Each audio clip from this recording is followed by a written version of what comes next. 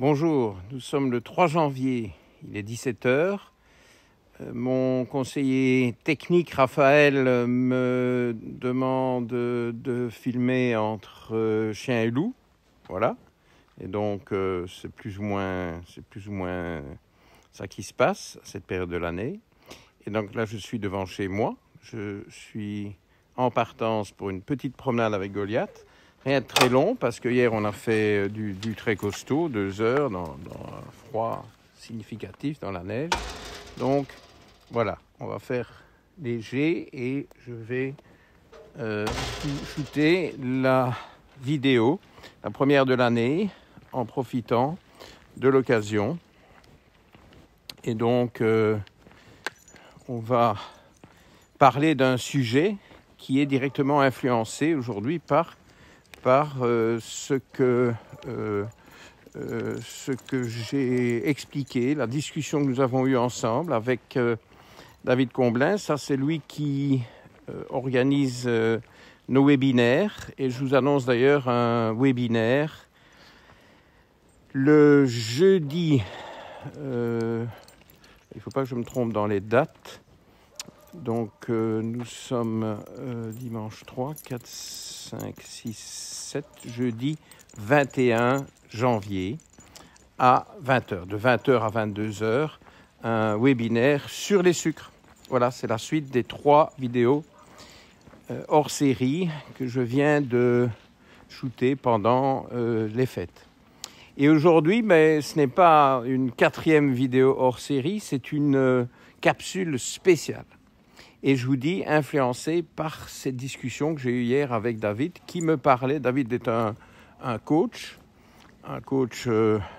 global qui conseille les gens, également sur le plan de l'alimentation, mais surtout sur l'hygiène de vie et aussi sur le mental et sur le physique. Voilà.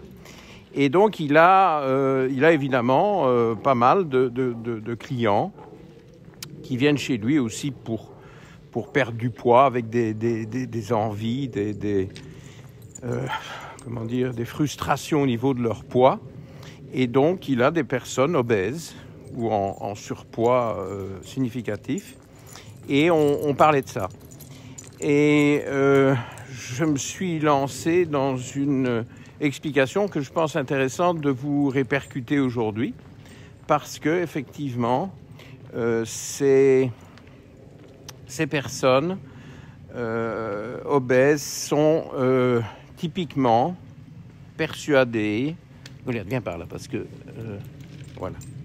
Je pense qu'en allant dans la campagne, le reflet du peu de luminosité qui reste sur la neige va vous donner un bel éclairage. Alors ici, je suis à l'ombre d'épicéa et de thuya, ce qui n'est pas l'idéal, mais ça va s'éclaircir, je pense. Et donc, cette discussion, je ne vais pas dire qu'elle s'est envenimée, ce n'est pas du tout le genre de David d'ailleurs, ce n'est pas le mien non plus, on va dire ça comme ça, mais je me suis enflammé, parce qu'en réalité, le pauvre David, c'est juste si je ne l'engueulais pas Louis, en réalité, ces personnes qui sont trop grosses, qui ont trop de graisse, sont persuadées qu'elles sont grosses à cause des graisses. Et donc, Goliath, viens. C'est Goliath qui me bloque dans cette obscurité. Allez, allons vers la lumière. Et donc, cette graisse qu'ils ont sur le corps leur paraît être l'ennemi public, numéro 1. Et donc, c'est une graisse qu'ils veulent absolument éviter dans leur alimentation.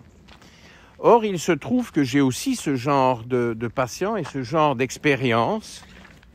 Je ne sais pas ce que Goliath il n'avance pas aujourd'hui. Ce genre d'expérience qui est frustrante, certainement pour les patients qui se plaignent de leur poids, mais aussi pour moi, parce que je trouve que il y a une incompréhension totale.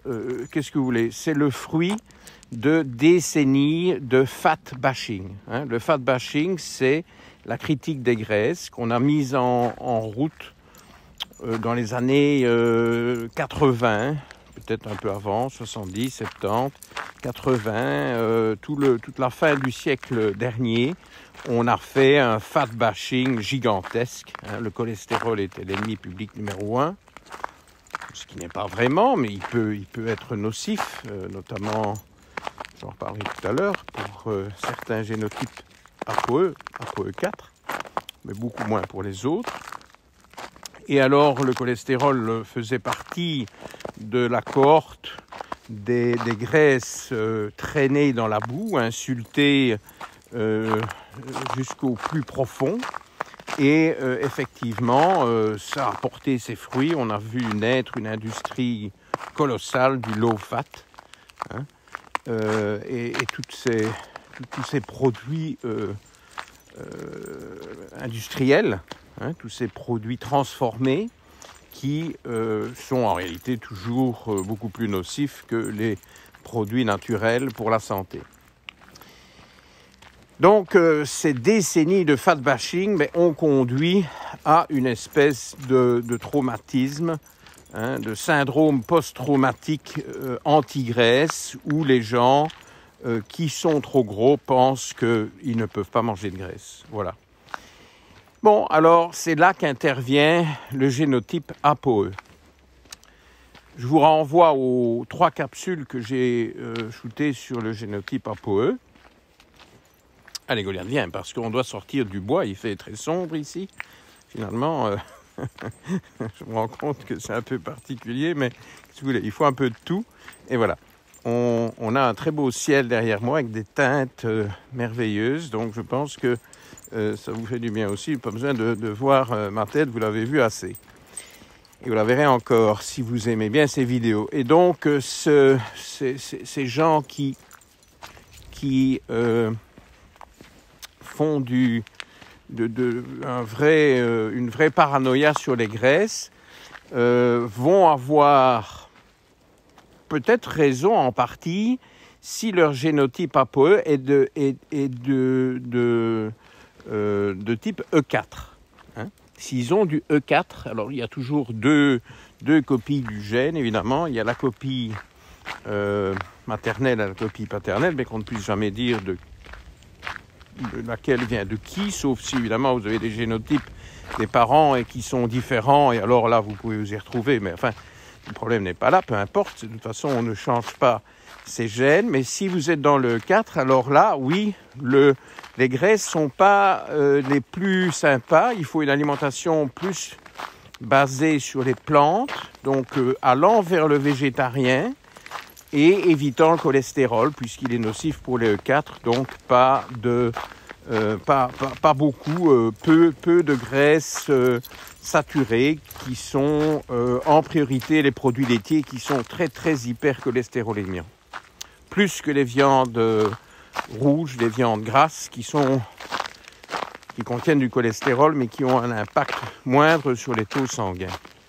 Et puis alors, n'oublions pas aussi de mettre de côté pour ces gens-là les 2 huiles végétales qui font exception à toutes les autres, qui sont des huiles saturées. Vous entendez, hein, on marche littéralement sur la glace et la neige durcie. Et si vous voulez, les conditions sont hivernales. Vous allez voir encore une belle ambiance, avec, j'espère, un peu plus de luminosité quand on va arriver dans les champs couverts de neige. Et donc, ces huiles végétales, c'est l'huile de coco, l'huile de palme, qui contiennent beaucoup de cholestérol et qui ne sont pas du tout conseillées pour les ApoE4. Mais les ApoE4, ce n'est qu'une personne sur 5. Okay, à vous de voir si c'est votre cas ou pas. C'est un petit test facile à réaliser, pas coûteux, et on le fait une fois dans sa vie, on a le résultat et le tour est joué. Mais 80% sont E3 ou E2. Bon, alors, les E3 et les E2, qui sont en surpoids, qui sont obèses, évitent les graisses, souvent depuis des décennies, parce que c'est ce qu'ils pensent être à la source, à l'origine de leurs problèmes de poids. Et évidemment, les médias, je dirais même que beaucoup de scientifiques, beaucoup de nutritionnistes, diététiciens, médecins, leur disent la même chose. Mais pour les E3 et les E2, c'est faux. C'est totalement faux. C'est une erreur catastrophique. Parce que, une fois qu'on a pris cette attitude anti-graisse, parce qu'on est gros, qu'est-ce qu'on a comme possibilité? On n'en a que deux. Bon, Goliath, est-ce qu'on avance? Allez hop. On n'en a que deux. On a deux possibilités, pas trois. On a, première possibilité, c'est de se rabattre sur les féculents. Je vous ai déjà dit 1000 fois que les protéines, c'est pas une option. On ne mange pas une diète hyper protéinée, ça n'a pas de sens. Ça n'existe pas, c'est malsain. C'est jamais quelque chose de durable.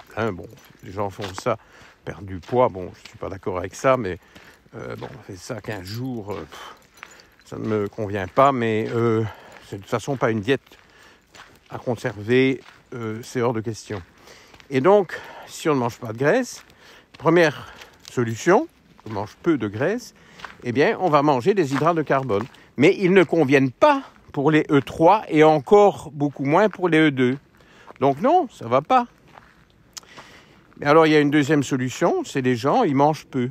Oui, ils font des régimes hypocaloriques, des régimes de misère, des régimes de famine, des 800 calories, ou alors la diète soupe aux choux pendant 15 jours. Ah oui, on perd du poids. Après, frustration, boulimie, blocage du métabolisme de base qui s'effondre, tout va s'accumuler dès que les patients remangent normalement. Et à ce moment-là, tout simplement, il y a l'effet yo-yo. Les gens vont reprendre le poids qu'ils ont perdu, mais en plus, ils vont reprendre du poids en plus. Donc, ils vont en fait gagner du poids. Et ils se retrouvent toujours à la fin, au bout du compte, avec une diète qui est probablement repartie sur les hydrates de carbone. Parce qu'il faut bien qu'ils mangent quelque chose. Ce n'est pas durable, ce n'est jamais une bonne idée de manger trop peu. Et on doit toujours manger à sa faim. Absolument toujours. OK ? Donc voilà. Bon, alors ici, je vous préviens, on s'engage dans la fameuse côte qui se trouve derrière chez moi. Et je peux vous dire que il fait froid, j'ai la main droite qui gèle. J'ai comme un gant sur l'autre. Goliath chipote, c'est un peu à la traîne. Bon, je vais être essoufflé, ne vous inquiétez pas, je ne fais pas encore en tout cas, ma crise cardiaque, ok, mais on va monter de bons pas pour se réchauffer. Et donc, ces malheureux sont prisonniers d'un système complètement absurde, entretenu par des croyances, par des assertions pseudo-scientifiques des médias qui en fait n'y connaissent rien, voire ils sont confortés dans leurs erreurs par des médecins qui n'y connaissent pas plus. Tout simplement. Bon, ils commencent à se savoir, on commence à se rendre compte que, effectivement, pour une majorité de la population, la diète haute en graisse fonctionne mieux que la diète haute en hydrates de carbone pour le maintien du poids. Mais il y a plein de cas cliniques inverses. Et donc,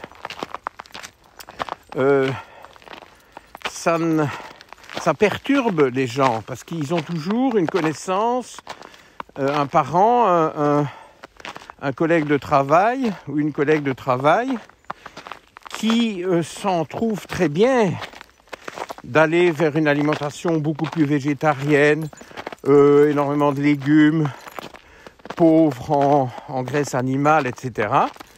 Et donc, relativement pauvre en graisse, et ils perdent du poids. Alors, forcément, ils sont soit perturbés, soit confortés dans leur erreur. Mais cette connaissance elle est peut-être E4. Je dirais même, elle est probablement E4. Les E4 perdent du poids en diminuant les graisses. Mais les E2 et les E3, et surtout les E2, les pauvres, je vais reparler des E2, tiens. Il n'y en a pas beaucoup, hein, moins de 10%. Mais bon, ils ont quand même le droit d'être conseillés aussi. Et à vous de découvrir ce que vous êtes réellement. Alors c'est vrai qu'il y a quelques rares cas, c'est 1% de la population qui a hérité d'un E2 d'un parent et d'un 4 de l'autre parent. Pouf, pas facile, ok? Ça, ce sont des cas particuliers qu'il faut gérer au cas par cas. Et certains ressemblent plus à des E2 et certains ressemblent plus à des E4. Je ne sais pas, je ne comprends pas encore tout avec les E4. C'est plus que 1% à essayer d'aider et de débroussailler. Allez Goliath, viens, on va aller vers les réverbères parce que bon, le jour continue évidemment à tomber. Et donc, on va ranger pour que vous me voyez un peu dans la fin de la vidéo. Et donc, ces E2 sont encore plus mal lotis parce que si vous voulez, le E2, c'est un peu comme si vous mesuriez 2 mètres. Certains mesurent 2 mètres, hein, c'est pas exceptionnel, mais bon, c'est quand même grand. Et les pauvres individus qui mesurent 2 mètres sont jamais bien installés dans un train, un avion, sous un bureau, s'installent devant une console d'ordinateur, les lits dans les hôtels, enfin, il n'y a rien qui convient. Okay, donc, ils sont hors normes, mais pourtant, à la limite, plus on est grand, mieux c'est eux qui ont raison, c'est pas eux qui ont tort. Hein. Et donc, il faut adapter l'environnement pour que ces personnes soient bien, ne se fassent pas mal au dos et soient bien accueillies où qu'elles aillent. Hein, il faut faire des aménagements. Et si vous voulez, une diète E2, c'est aussi une diète très particulière, très, très inhabituelle. Et donc, ça ne ressemble pas à ce que les autres vont manger, vous voyez. Et donc, il faut accepter ça. Il faut accepter les différences entre humains. Il n'y a pas que des différences d'ethnie ou de religion ou d'habitude, etc. Il faut accepter les différences de génotype apoeux. On n'est pas tous fabriqués de la même manière, on n'est pas tous destinés à manger la même chose. Et donc, vous imaginez les E2, parce que j'en ai moi dans mes patients, se retrouvent après des décennies de cette complète erreur de départ, déjà dans leur jeunesse, quand ils commencent à prendre du poids, parce qu'ils font comme tout le monde, ils mangent comme tout le monde, assez bien de féculents, parce que c'est ça qui a été recommandé sur base de cette pseudo-pyramide alimentaire, qui ne repose absolument sur aucun fondement scientifique. Eh bien, ils commencent à prendre du poids, ils ont 25 ans, 30 ans, ils se sédentarisent, travail sédentaire peut-être, ou mauvaises habitudes alimentaires, et ils commencent à prendre du poids. Mais alors, plus ils prennent du poids, plus ils ont peur des graisses. Et alors, c'est un cercle vicieux, ça ne fait que s'aggraver. Et donc, ils ne comprennent pas et ils font des régimes yo-yo avec des petites pertes de poids qui reprennent. Et en général, avec un petit surplus. Ok, ça, c'est les malheureux E2 qu'il faudrait absolument détecter et remettre sur le droit chemin parce que s'ils parviennent à changer leurs habitudes, ce sont des habitudes de toute une vie, ils ne sont pas faciles à changer, mais il faut les changer, eh bien, vous allez les remettre sur la bonne voie et vous allez leur redonner, si pas une deuxième vie, une deuxième jeunesse et certainement des améliorations au niveau de leur corps et au niveau... Regardez les belles couleurs du ciel derrière moi. C'est une vidéo un peu bizarre, me direz-vous, mais je trouve qu'il y a quand même des jolies choses. Voilà, les lampadaires arrivent. Plus que 50 mètres, la côte se termine et on a l'éclairage public du village. Et là, il y a un énorme camion des fermes qui est allé, je crois, chercher des cochons dans l'élevage qu'il y a là. J'aime pas beaucoup cet élevage industriel. Vous voyez, il y a un peu de lumière, et que je suis toujours bel et bien présent. Et donc, ça, ce sont les E2. Mais la grande majorité de la population, on est E3. Moi, je suis E3. Beaucoup de personnes autour de moi sont E3. Donc, là, c'est high fat, low carb. Riche en graisse et bas en hydrate de carbone. Sans excès, sans extrême. Donc là, on ne parle pas d'une diète cétogène. Je ne parle jamais de diète cétogène. C'est quand même un truc un peu extrême qu'on peut toujours faire pour d'autres raisons sur lesquelles je ne vais pas m'étendre ici. Je vais essayer de ne pas m'étendre tout court parce que je peux vous dire qu'il y a du fameux verglas sur le haut de la côte. Voilà, la lumière. Mais ça, c'est de la lumière artificielle. Donc, cette immense majorité des E3, 70% de la population, pour faire simple, doit faire du high fat, low carb.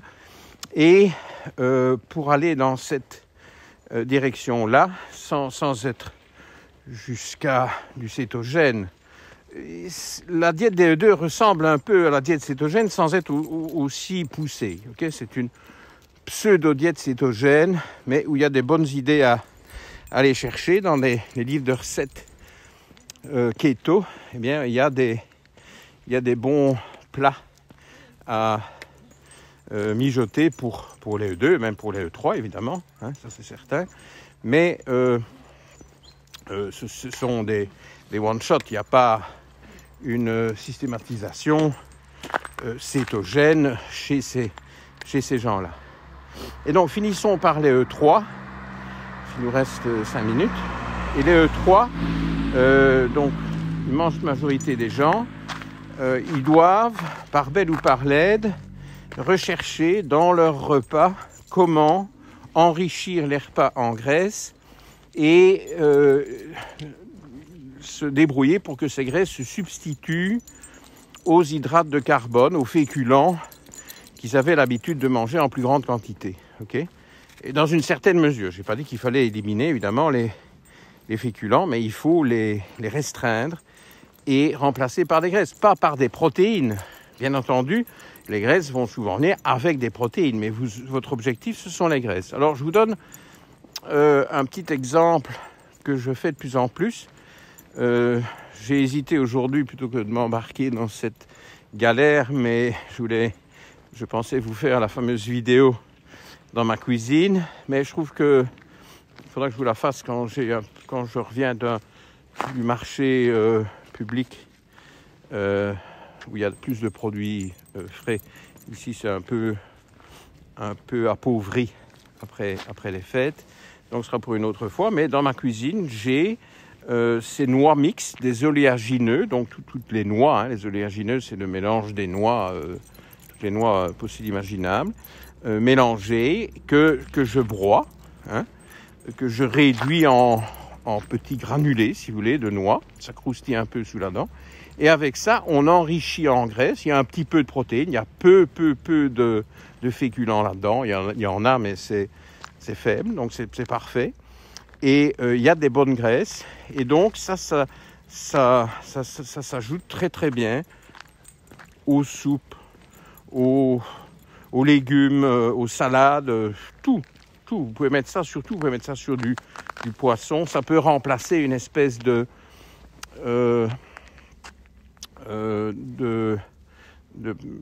panure. Vous voyez, quand on... C'est comme ça qu'on dit, panure? Oui, je pense.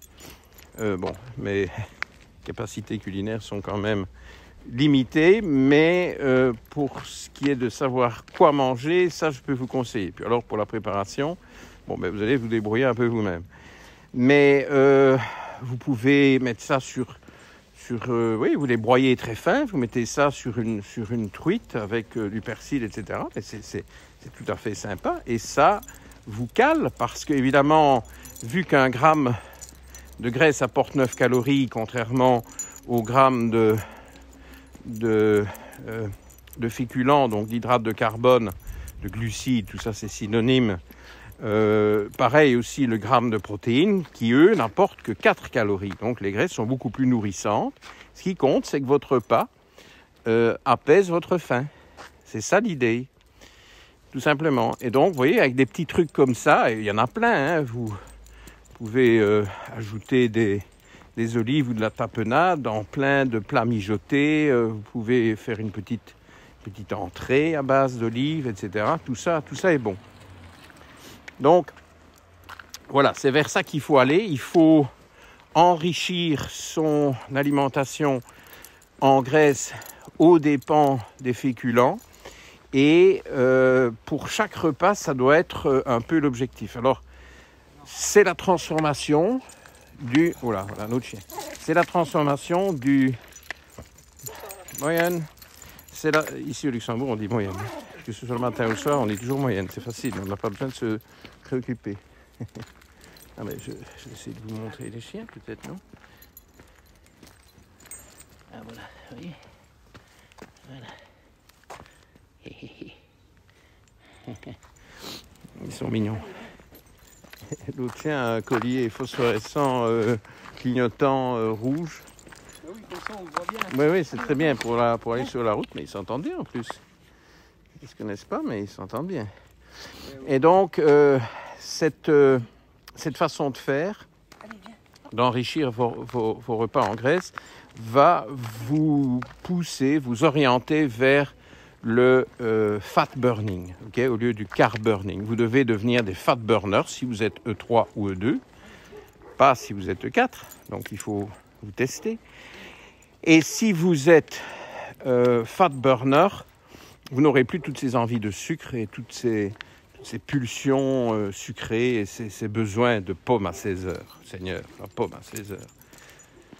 Et donc, pour vous pousser vers le fat burning, je vous livre pour finir, on est déjà un peu au-delà du temps, je vous livre pour finir une recette magique, le joker, que je jette dans les dernières lueurs de cette capsule crépusculaire, c'est, tenez-vous bien, le jeûne intermittent. Parce que le jeûne intermittent vous pousse forcément, à tous les coups, petit à petit, mais de manière implacable, vers le fat burning. Donc je vous renvoie. Vous pouvez tout de suite aller écouter, si vous ne les avez pas encore écoutés, ou réécouter, parce que ça ne fera pas de tort, toutes mes vidéos sur le jeûne intermittent. Vous avez, je crois, 7 vidéos, dont 2 webinaires. Vous avez de quoi vous occuper. OK? Bon, voilà. Démarrez bien l'année en mangeant conformément à votre ADN. Et je vais quand même encore prendre quelques secondes pour vous montrer le petit Goliath qui jouit de la neige. On va essayer de faire ça dans les règles. Allez, Goliath, où est-ce que tu es? Goliath, ici. Ouh là là, mais maintenant il a le feu derrière. Allez, et alors? Hein? Bon, ça va. Dis. Bon, écoutez, c'est un peu... je n'ai pas 3 mains. Je vous laisse et à bientôt.